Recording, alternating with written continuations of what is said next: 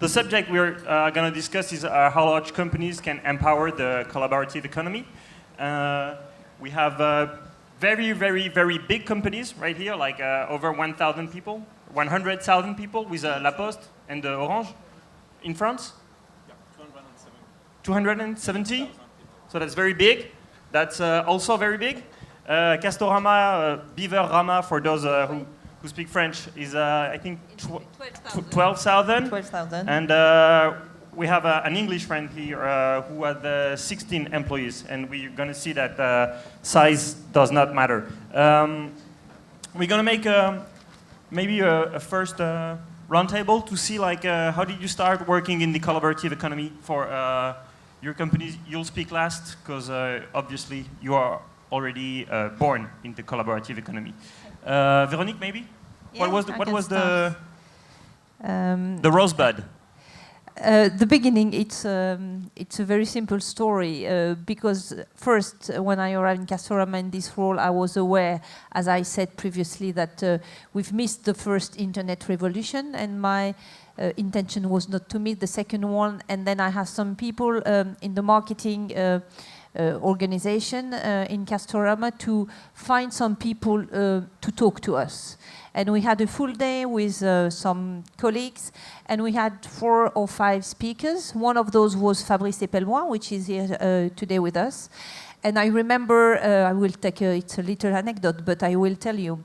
So he made a presentation, and then we had a lunch. And at the lunch, we were discussing together, and we were in the middle of the Sunday affair.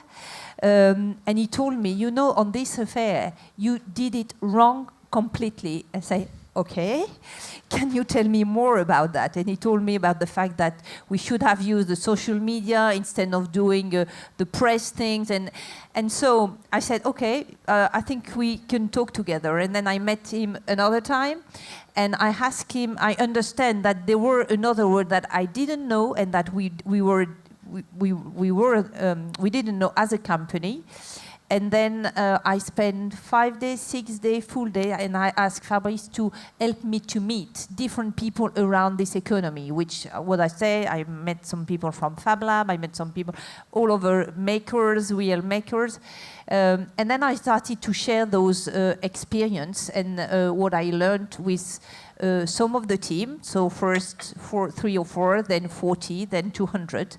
And we are on this journey. Did you just meet them, or did you hire them? Like for a large company like Castorama, when you want to move your company to collaborative economy, do you have to hire new talents that were born with that? So that's something we are starting to do. It's not just, I think it's more, it's wider than that. It's not just about sharing talent who know the collaborative economy. It's as well how you recruit young people, because I think there is a question of generation as well. And the young people are more naturally in that space. I think you need to recruit young international people. And that's a challenge for a company like Castorama. So of course we've started this journey, but again, you need to change your image, you need to change the way you recruit, and you need to change the type of profile as well. I think one of the other things, and then after, I think we have a lot of people in our store, and there are people from store here, which are already in that generation, which are already acting like that, who knows a lot of those things we are talking about, but they don't speak. They don't feel allowed to speak because they think that it's two separate worlds. They have their own world, their personal world, where they are in this type of economy, and there is the business corporate world, and there is a barrier in between. And I think one of the things, which is not the easiest one, but it's not the most difficult things to do as well, is to break this barrier. So we have already people who are ready for that, I think, in the amongst the 12,000 people that we have in our company. I'll come back to you later. I forgot to present you. You are the CEO, of course, of Castorama. Denis, you are the VP for Sustainable Development Products and Service at Orange, that everybody know. So a few years ago, there is a famous French play called Le Bourgeois Gentilhomme, where Mr. Joudin is making prose without being aware that he makes it. And that's basically the same with Orange. You were making collaborative economy without knowing it? Yes, we did it maybe since the very beginning when we started our activity, by the way. We are part of the digital economy, and if we are speaking of collaborative or sharing economy, it's all about if you want to share something, you have to be in contact. You have to be linked. And what we are doing, that's our basic value proposition, is to link people, organization, and now we are mainly also connecting objects. And that's really where it all started. So we started it by just our core activity. Then we also got into this type of activity and business model by, for instance, sharing our networks. Collaborative economy is not only toward the consumer, it's not only consumption, it's also the way in which you produce your services. And then we also have some services now. You can have some kind of open Wi-Fi. You can open your Wi-Fi to other people when you are an Orange customer.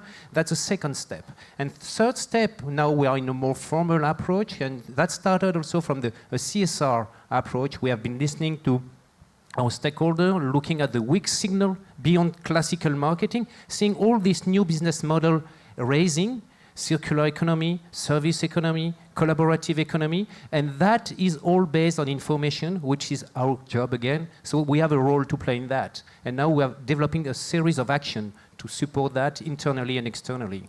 Where did it start the biggest? Because actually you told me that your sharing of network was much bigger in Africa than in Europe, for instance. Is there a region in the world leader for collaborative economy? Well, on that part, surely. Well, the point is, it doesn't make sense on an economic and technical and environmental sense to deploy several networks when you have a low density of population in an area. So the basic thing is to share the network with our competitor. And most of it is being done in Africa, but we also have it in France. Okay. And I'll get right back at you. And Anthony, so you're, how do you say, like the chief of the La Poste Digital Lab? Head of Digital Lab, but Head of Digital titles don't matter very much. You want to know how we began with collaborative economy? Yeah, tell me. Yep. Okay, I think it began 4 years ago with CSR department, studying how we could intervene on carpooling. And at that time, BlaBlaCar and other startups didn't exist, okay. But we built an internal carpooling service for our employees. I think it was the first step. Then we studied with Fing and WeShare, of course, 3 years ago, the big trends which disrupted the society and the big companies. And of course, the collaborative economy was one of these big trends, and especially digital enhanced trends. And then several branches of La Poste developed different services. La Banque Postale, the bank and insurance part of La Poste, partnered with KissKissBankBank and now Hello Merci, which are crowdfunding and peer-to-peer lending startups, which are very great in France. We have built also digital identity that you can discover on the entrance of WeShare Fest over there. We have 5 investments through Exchange, which is a fund of La Poste Group in the field of collaborative economy, which is quite good. And we have also opened some of the data, so open data movements, and a lot of open innovation, so a lot of works with startups to co-create some services in order to open ourselves to our ecosystem and to build network relationships and value towards customers first and also employees on the second. So our main focus also is to analyze and to experiment some new ways of organizing and working inside the company while being more collaborative, open with each employee. We saw with Veronique that the collaborative economy started at Castorama from the head, like the CEO. How were you CEOs of big companies implied into this new strategy?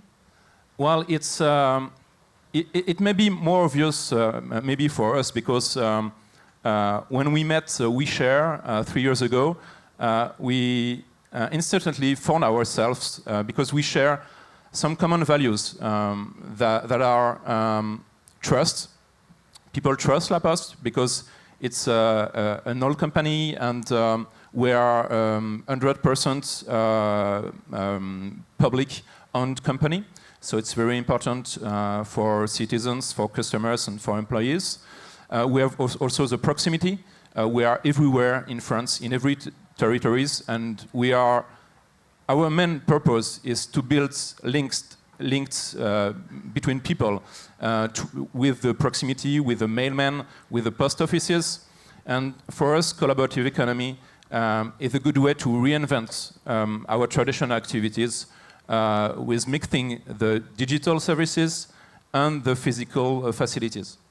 Could you say the same stuff, Denis? Because Orange is supposed to be more trusty than the other concurrents, which we will not quote. Well, that I would not compete on trustfulness with others, but certainly what we are doing now is moving from this global approach I was mentioning into more detailed action, working in a collaborative way with the other players. Right? And it's not only, it's not mainly a top-down approach. It's really something, a movement that we are following, accompanying, empowering, pushing, and we have many actions to do that. The first thing is that we are working at the academic level on the collaborative economy in two ways. You may have found at the entrance of the conference a book, a thick book about collaborative economy, which was partly done with Orange Labs. We are working with some university and academics on looking at what are all these new business models, and then we want to be partners and supporting the action of the players, and most of the players in the collaborative economies are startups. So that's the reason why we are investing and supporting incubators. We have now a partnership with La Ruche, which is a social business incubator. We also want to open our system and provide our resources to create innovation and push the innovation system. So we have API that are open and that can be used. We also are working and trying to put some of our data made available to develop some project. We have to be very cautious on that, and we have been discussing this topic a little bit earlier, but all this open data, open innovation is now part of our strategy from the top, and that's why they are not aimed solely at collaborative economy, but they can deeply contribute to it. I didn't forget you. And no harm with English people, because we know what friends have with English, but Véronique, on this same question, so since you're the top, how did you manage to convince your business unit managers? I think we've started, as I said, because we did a few weeks ago it was a big bar camps, in fact, with all the store managers, and we started to share with them, and some of them are here. There is 40 people today. We will have 40 people tomorrow. So again, it's a journey. And it will take time, because I think somebody told me you are not doing collaborative economic washing. I'm trying to not to do any sort of washing, and so if you don't want to do washing, you need to take the right time, because people need to be convinced. Some of those people, as I said, even in the store, are already. They just need to feel allowed to speak, and some others will go very quickly, and some others won't, and that's life. So Alex, thank you for waiting. Pleasure. You're the CEO of Park at My House. You were formerly a lawyer, so do you have secret information about the CEO of BMW, and that's how you convinced him to give you the keys? I wish. Sadly not. Could you present Park at My House, which maybe everybody doesn't know? Sure. Okay, so as Vincent just said, my name is Alex Stephanie, and I'm CEO of Park at My House. We have a thesis that parking is one of the most dysfunctional things in major cities worldwide, and we take a totally new approach to this. So conventional wisdom was you arrive at your destination, you then realize you don't have a parking space, so you spend a long time circling and circling and circling, and eventually you find somewhere. You're probably stressed out, you're late, you've wasted money circling, you've caused pollution. It's incredibly inefficient. We're a technology business in the most classic sense, I think, in that we're very interested in efficiency. And we have what we think is a very simple and elegant solution to this, which is that we should use the space we already have and we should make that space available via the internet and smartphones. And so what we do is we've built a marketplace which now has over 500,000 drivers. The majority of them are in the UK. They're parking at more than 60,000 parking spaces that are at more than 18,000 different locations. And those locations are anything from a private home to a church to a business. And we also now work with the largest parking companies in Europe.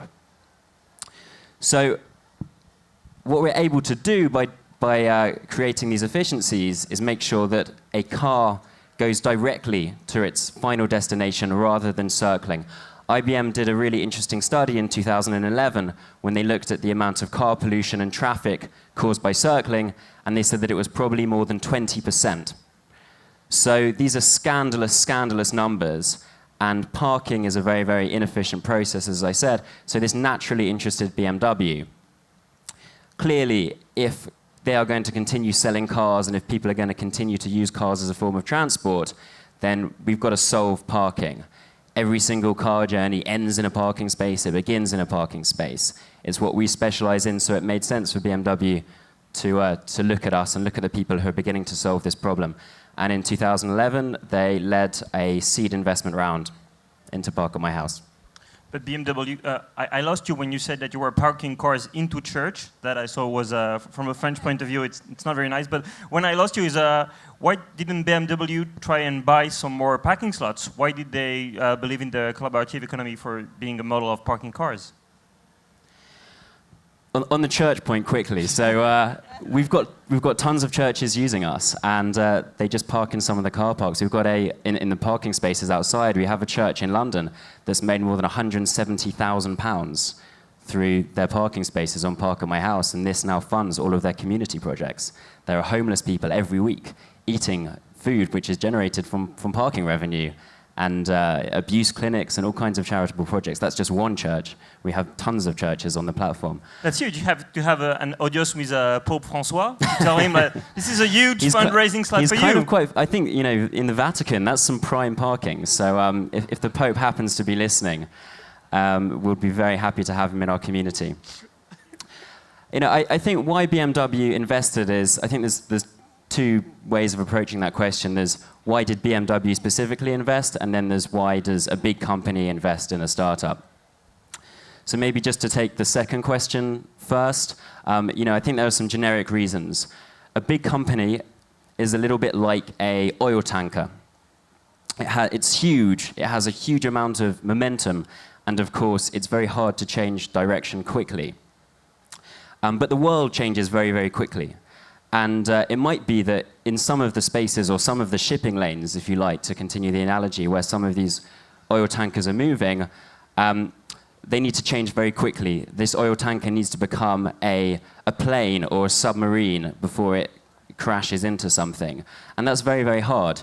So actually what you can do as a large company is you can outsource some of that innovation, and that can be quicker than doing it yourself. And there are certain concrete reasons why it's very hard to do that yourself. If you are a very, very large company, you might not have the right people that you need to create that change very quickly. The sorts of people that apply to Park at My House are probably quite different to the sorts of people that apply to an organization with hundreds of thousands of people. And you sometimes need those type of people, the sort of person that will think about solving innovative problems, you know, on a Sunday morning or in a shower, that have that kind of creativity that, you know, is naturally drawn to startups. I think it's just harder to recruit those people if you're a large company. You know, another thing is the level of process that you have in a large company.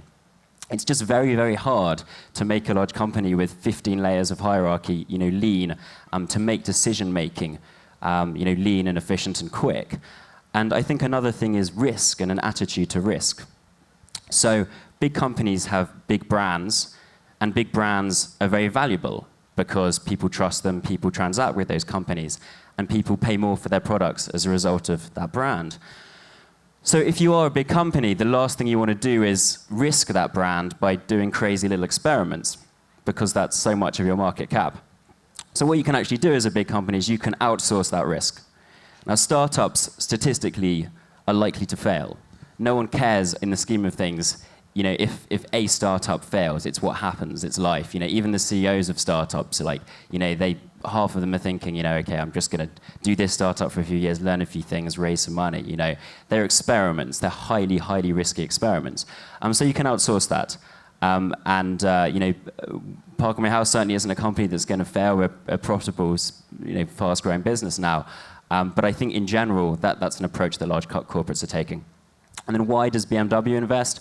As I said, we're the company that's most advanced in the world when it comes to solving parking. Also, a large company gets access to technology. So I can't talk too much about it now, but one of the reasons for the investment is what we are able to do in terms of putting our platform as a parking space booking engine inside vehicles. Thank you, Alex. If we take Alex's criticism, maybe I'm leaning toward you both, because he said big companies doesn't attract youngsters because you have too many risks.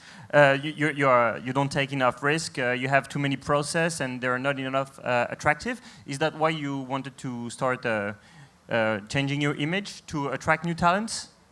No, for us, for La Poste, it's not a question of image. It's really a matter of doing things and changing the way we did things from the past. By the way, we are used to since 1477, which is the date of the creation of La Poste. So for many years, we have been used to change our business models. No, it's not a question of image, because usually people take the wrong way when they think about big companies.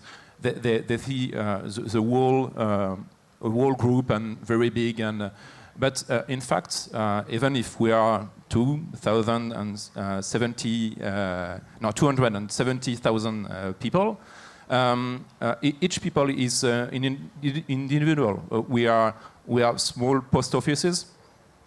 And we have to think differently of ourselves too. For example, a post office, which can think of it, and you can think of it as users, as a retail facility, but also as a proximity platform where you can do different stuff. And that's why we have experimented, and we are still experimenting, helping people to do 3D printing, which is not the same as printing 3D in post offices. We help them. And our purpose and our role at La Poste, we are a service company, is to connect people and to help them and help you in your daily lives. And with this definition, we can imagine a lot of new services, especially in the collaborative economy field. And for example, the main purpose and objective is to imagine some services that can help you. For example, with trust issues. A startup, you can build a startup on a niche market, but for scalability issues, at what time you have to invest a lot in, for example, advertising.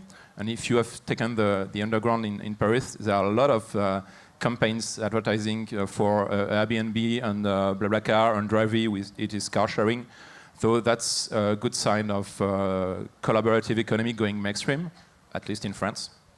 And for us people, the challenge is not to take the place of startups, but to enable startups to to be more scalable and to provide services that help them being more scalable. For example, digital identity is one of these services. Of course, a banking of insurance services across the digital platforms that we can do, and we can help startups, but also entrepreneurs and users and providers of the collaborative economy.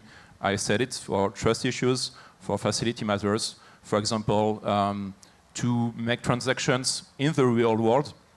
Post offices, of course, could be a way to be able to complete a transaction which has begun in the internet and which can be finalized in a post office. You want to make a comment? Yeah, just what Anthony was saying about how La Poste is broadening its offering to become more of a services company. And I think that's got very strong parallels in the automotive sector, which I think have probably been leading the way here. So, I mean, BMW, they now think of themselves not so much as a car maker, but as a mobility services company. And in this sense, their investment in Park on My House is potentially a blueprint, really, for the way that many car makers should be thinking about their strategy for decades to come. And so BMW also have a product called Drive Now, which is premium car sharing.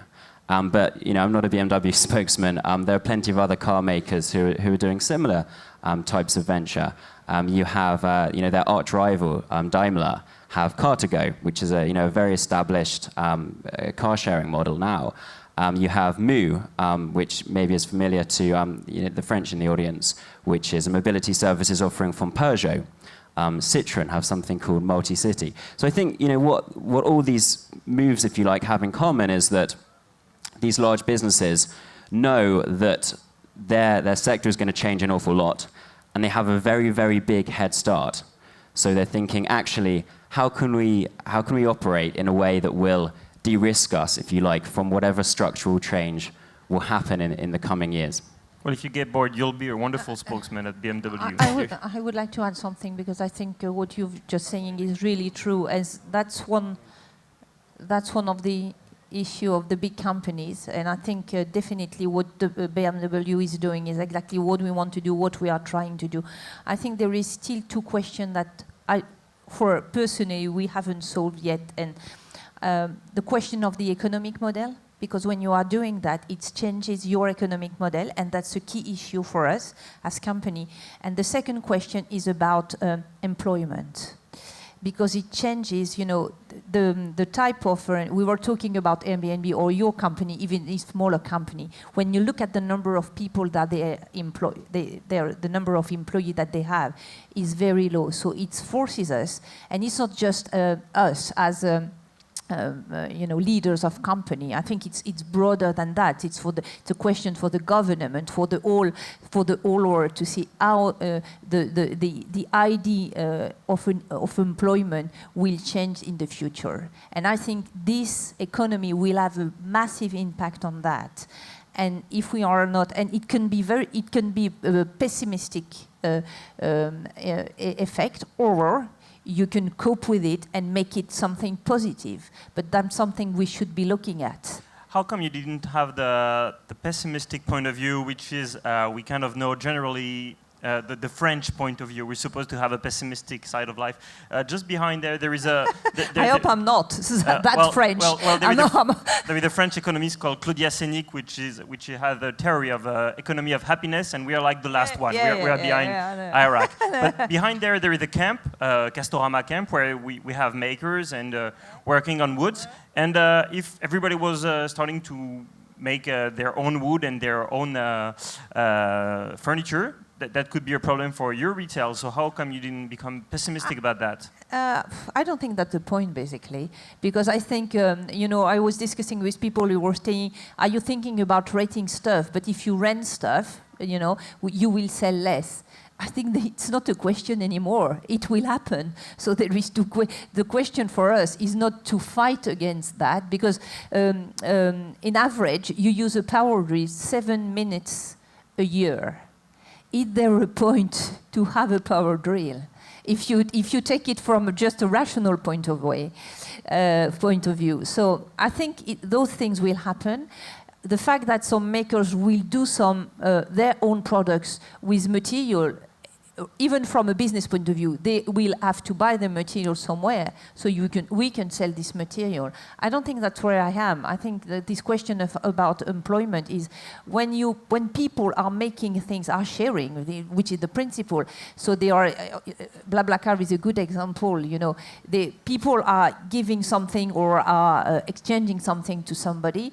The reality, if you look at the numbers, and I'm talking about facts, not about opinions, it creates a very little number of work. So I think in the way we are working today, and where you're right, it's probably more true in France than in other countries, and especially in the States.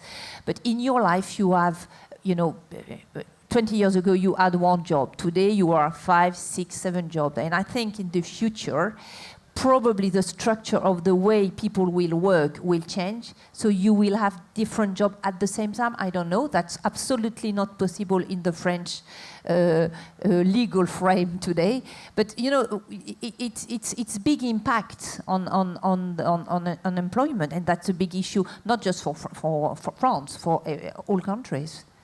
So. You wanted to add something? Yeah. What do you think? I totally agree, and the point you made about the number of employees, I think, is part of a larger area of debate, really, which is about how peer-driven models can lower operating costs for businesses. And so, an interesting example of this, I think, is Lending Club, founded by Lending Club, which is a peer-to-peer lender, actually based in San Francisco, founded by an amazing French entrepreneur, in fact, called Bernard Laplanche. And what he is doing is he has built a platform that allows people to lend directly to each other. And their operating cost base is about 5% lower than the large retail banks in the US. So their growth rate is huge by comparison. Now the former CEO of Morgan Stanley is on their board. They've raised huge sums of money from Google, among others. And it's very, very hard for a big business to compete with that because it's just more efficient. And in time, they will just take market share. So this is why I think every big business needs to think quite profoundly about how can they re-architect themselves to a more efficient cost base. Is a peer-driven model part of that cost base? Is it by acquiring another company? Do they expand? Do they pivot? But in the long run, if you look at the macro drivers, some of these things will just favor peer-driven models. So this question might be addressed to you, Dennis. How, on the long run, how does a collaborative economy re-architect your cost base? Well, it's difficult to answer in a simple way because on one hand we have many different businesses. We're not a single business. We're in different countries, on different markets, doing different things, from connectivity to value-added services to business market and consumer market. So the question should be addressed in each market separately. We already mentioned some of the elements on the cost base of our network, for instance. That's on the cost side that can be shared with others. On the revenue side, which is the second element also to be considered, I think we can see development of new application, development of new usage, either directly by our services. We are selling collaborative tool to help people, mainly in the company, work together. That's a market. We can also look at how all the ecosystem I was mentioning earlier will grow the usage of digital world by application. We are not developing ourselves, but we are just helping others to develop. We just launched, for instance, a platform to help people develop MOOCs. We may have our own MOOCs, but we will be providing tools to help others develop MOOCs. That, in the end, is improving and increasing the role of the digital economy and the digital world. We are part of it. So it's an indirect benefit, which is more and more important. And that's another way of being collaborative, by helping the other, being themselves collaborative, and in turn, fueling our own economy. Previously, there was another criticism from my neighbor about big companies on how they attract less new talents. Is that one of the reasons for which Orange started this new model? Well, no, it's not the reason. Even if we have to take into account the way in which we can attract and retain talent, and for sure, and that's what the whole company is doing, the business it's in, the way it's doing it, the innovation we are carrying, that's are really the attractive and the way in which people are feeling in the company that are the key to attract and retain people. But participating and being a player in this new business model, in the new forms of economy, which is the one the young people are really living in, can be an element of attraction. It's certainly not the driver for which we are going into it, but it's a good byproduct. You wanted to add something? Same thing that my neighbor. The main difficulty for me is to retain some talents, and to retain them, it's very simple. It's to give them the opportunity to do things that they dreamt of with going into the company. If we put them in a case and they can't move over the case and don't do things, especially if they're young, they don't want to study and to produce PowerPoints and notes and some. They want to do stuff that change. And the main thing is to give them the opportunity to do that. It's not often easy in big companies because we are a structure and it's sometimes difficult. But it's the responsibility of each manager, and I begin with myself. I'm no longer young anymore, but I have some very young talents in my team. So if I can't succeed to give them responsibilities and ways to do stuff that they want to do and like, and we were speaking about fun later, and we can be serious while having fun, they will go away, and I will be of course sad, but also I will lose some great value in my team. So I think it's the baseline of BlaBlaCar. They have T-shirts like serious and fun. We're going to take one last round before we take some questions from the audience and try and make some perspective on looking on how the collaborative economy will impact your business model into the coming years. So you'll have a few seconds to think about that when my neighbor is going to speak about the future of his company. Maybe tell us a word of Charge Up My House. Okay, yeah, sure. You have the mic. Okay, so yeah, Vincent thought it would be interesting to give you an example of the way that a peer-driven model like Park at My House can have some quite unusual consequences, if you like. So I don't know how many of you are familiar with electric cars. How many people in the audience own or have driven an electric car? So that's much more than the average. That is much more. That's probably about a third, maybe. As you all know, and probably other people in the audience know, you have something called range anxiety. People don't want to get an electric car because they don't know where they can charge that car, and they're worried that they will just run out of electricity and stop in the middle of the road. And so it's very, very important that you have charging locations. And what we realized is that we have over 18,000 locations. Why don't we just put charge points on these locations and build a peer-to-peer charging network for electric cars? So we did this, and it's now the world's largest peer-to-peer electric vehicle charging network. There are around 650 charge points at people's homes. And there are a couple of huge advantages for this. From the government's perspective, it's massively cheaper. Previously, every single charge point had to be negotiated painfully with a local city authority. Each acquisition cost for us is basically the cost of sending out an email. The second advantage is that these can be pre-booked. So people park and charge, and they book the charging at the same time as the parking. It's just included. So what that means is that people know they have a place to charge, and they're guaranteed of it. The on-street charge points are actually worth a lot less because people get there, and then there's a car there, and they're useless. So yeah, that's Charge at My House. Well, congratulations, Veronique. You started, so I would like you to finish. So I give you 1 more minute to think about what will the future be, and leave to the very big companies think. Let's say we are in the 10th Wisher Fest in 7 to 8 years. What would the change be for La Poste?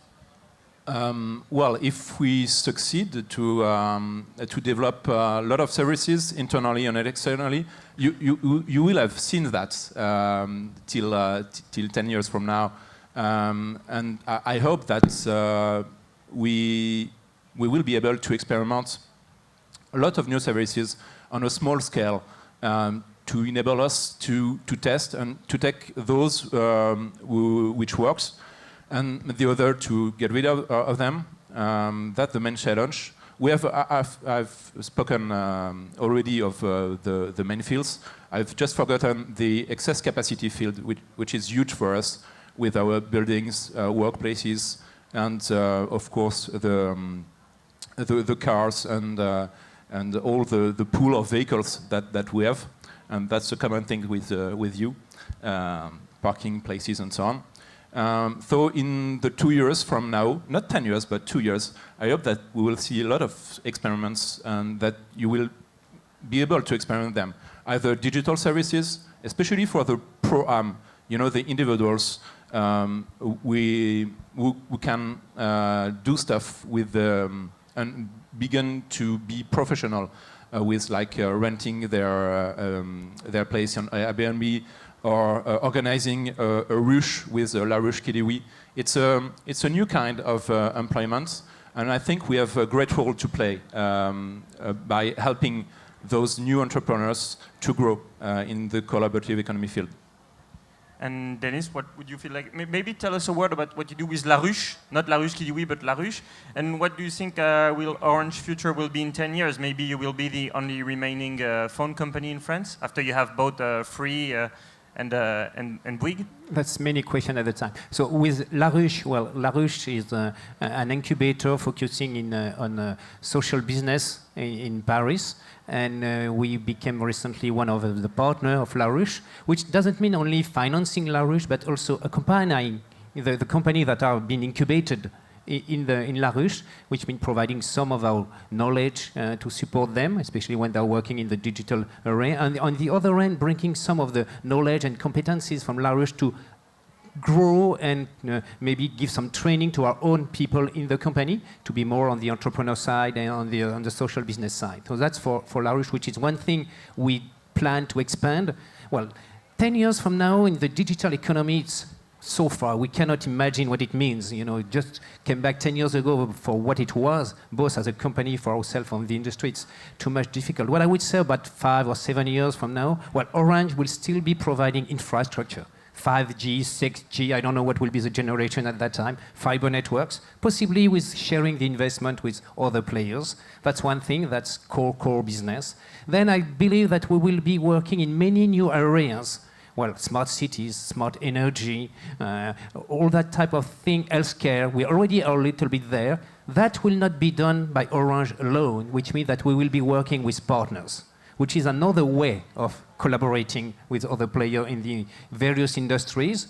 Our innovation mode, which is already there, will be more and more open, getting other working with us, working with other, providing resources. This famous API I was mentioning, I don't know what it will be 5 years from now. For sure, we will be more and more involved in supporting and working with the ecosystem to support this new business model, and I don't know what they will be 5 years from now, again, based on the digital application that will be available at that time, but we will be partner and participating in that, and looking especially at how all this contribution to the development of the digital economy has a local impact.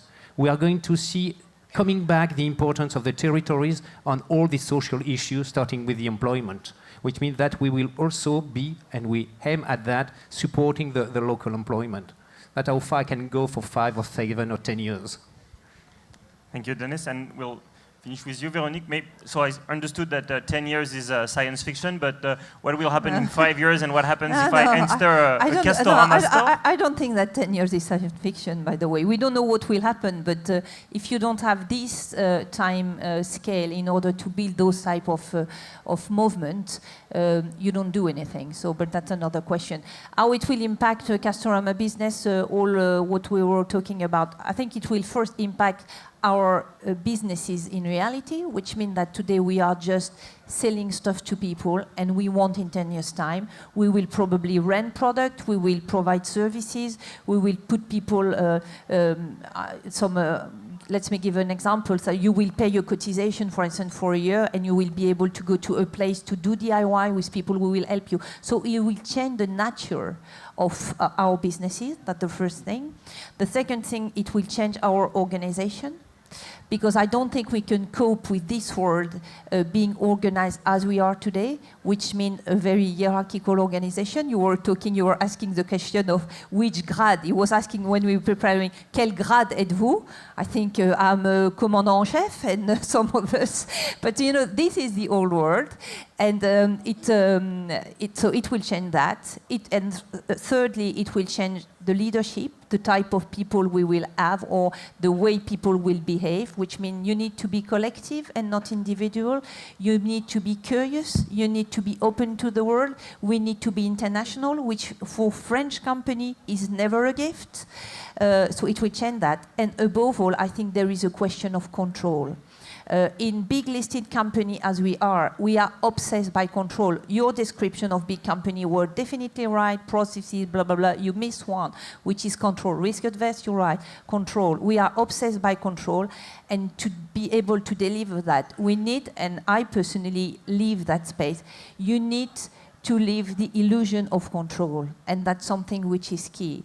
The last thing I would like to say is that I think that in the world, like in the old world, the people who are doing things well with passion will win. Because today we are talking all a world where competition is not existing, or it's really emerging.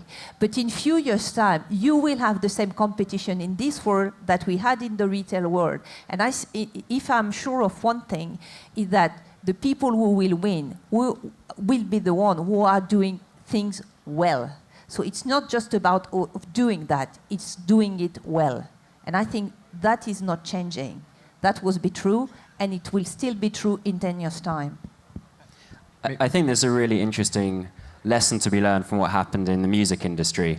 If you look at how for years and years the music industry fought against a whole series of innovations, from digital audio tapes to the MP3 player to Napster, and ultimately look at where they are now, actually they're not in a very good place. The technology companies have come in, they're taking their market share.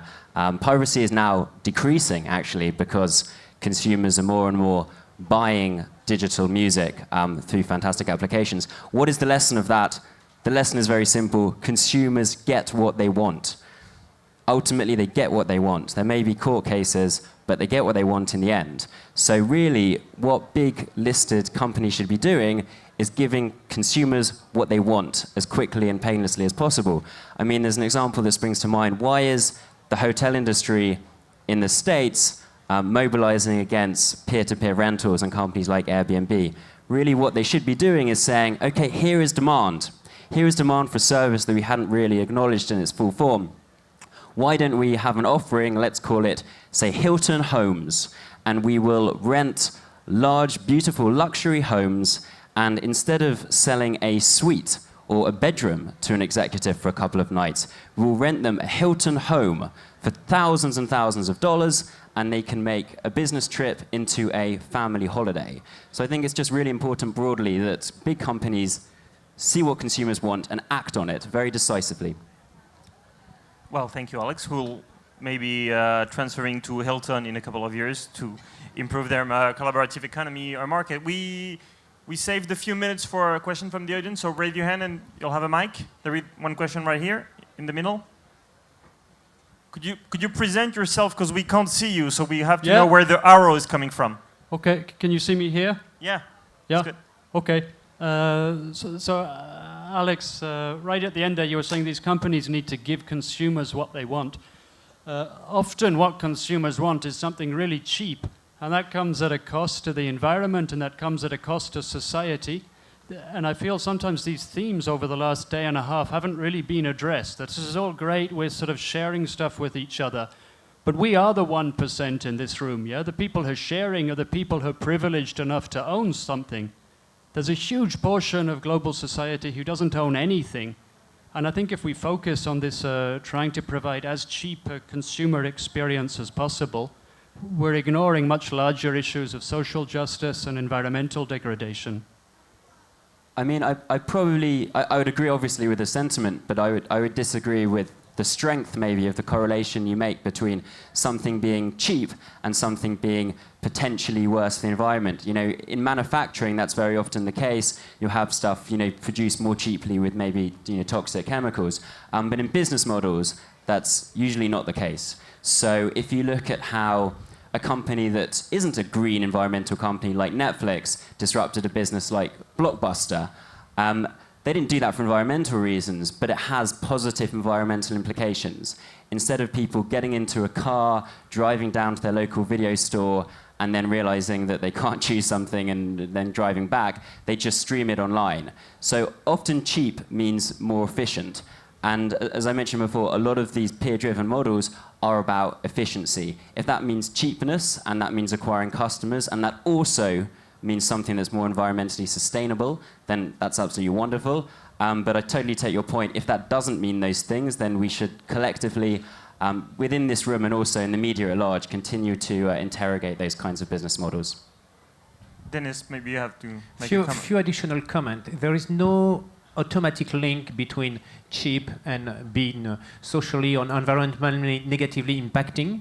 There is, on the other hand, not an automatic link between being collaborative and being good for the environment, even if it's often said. So we have to look at things for their own merits and take that into account in what we collectively or individually are doing, both being provider or solution on systems that are supporting this collaborative economy and the way in which we behave.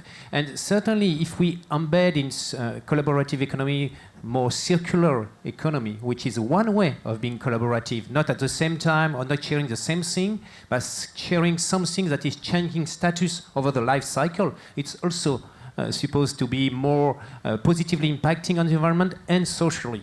I have a very good example I could spend hours developing, which is collecting, recycling, refurbishing, and reselling telephones, GSM handset on cell phones. Yeah, it is the same for us. There are two sides of your question. One is the environmental impact of our activities, and we have a huge focus on that. And we, like you, we are being in the same movement of circular economy with Orange. So we try to think differently and we act differently by reducing our impact. That's the first thing. And it's not always with the collaborative economy. Even if, like I said, the excess capacity field is a good thing for us to rethink how we may have a better use of the stuff that we are propriety that we own, and how we can share or rent, or I don't know the business model yet, the vehicles or the places to work with. That's one thing. And the other part is, and you're really right, the inclusion of every people in the society.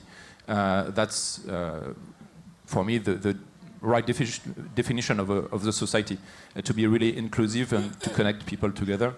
And with that, of course, we have a great focus. To begin with La Banque Postale, which is one of the few banks that accept everyone, no matter their financial